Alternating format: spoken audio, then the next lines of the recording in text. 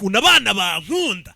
Arabanza rongera reba impeta yikuramo. Izi impeta ni nazo zituma umuntu akomeza kumva. Ahita atama agashati k'ikigoma kamwe k'abasore batazanagira ngo ngende umusaza kandi nyiri umujene. Nubundi uriya mugore ahita agaruka. Mada ahita akingura yegekaho. Nihaye karibu. Yeah. Nubundi bameze nka taxi yimwe igiye hasi indi gaparike kagutwara.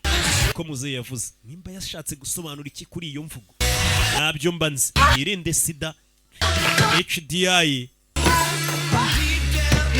teye inkunga no filime kugira ngo babibutse ko ugomba kujya mwibuka agakingirizo mu gihe kwifata byabananiye.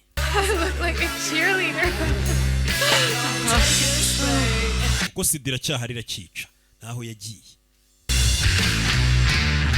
Yo. Polisi. Umugore w'imyaka 36 polisi isitanga lift ntageze ikaye lift ibisambo. Polisi urabizi iratabara wisabye lift ukayibwira ati uyu muntu yariwe n'inzoka sinzi ko babura kugutwara. Highway patrol. Umukobwa ari hano ari kubona polisi niba atwaye. Inzoka yandiye turi mu muhanda turi ibisambo. Tins packed with jewels. Ibikapu dufite byuzuye imikufe yibwe. Decide to lose my virginity. And things get way too common. Uyu munsi nene yisemo guhuna umusore ubusugi bwanjye none dore ibintu bibaye bijemo inyatsi.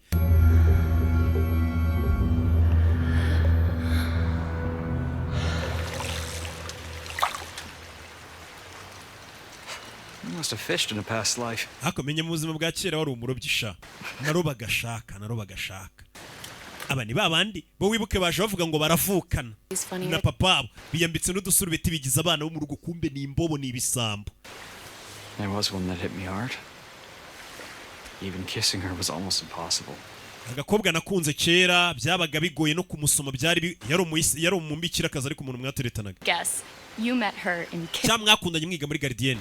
Ni hafi ya Gardienne pe. In the courtyard of juvenile detention. Uwo mukobwa twakundaniye Girls wing and I was muri cya kigo bafungiramo abana bigeze n'abari ko bataruza imyaka 18 abantu bajya gufungira ubwana bwigeze n'ariko bataruza 18 bakaba babufunze. Yabaga ari ku ruhande rw'abakobwa ndi ku rw'abahungu urumva nyene nta kuntu twari kubasha guhura.